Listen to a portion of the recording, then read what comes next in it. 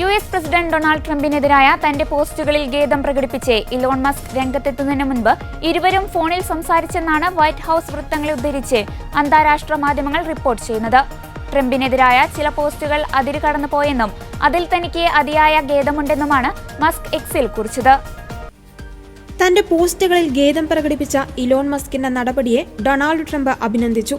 Elon മസ്കിന്റെ കമ്പനികൾക്ക് US സർക്കാർ നൽകിയിട്ടുള്ള കരാറുകൾ പുനഃപരിശോധിക്കുവാൻ ശ്രമം നടത്തിയിട്ടില്ലെന്ന് White House press secretary Karoline Leavitt വ്യക്തമാക്കി.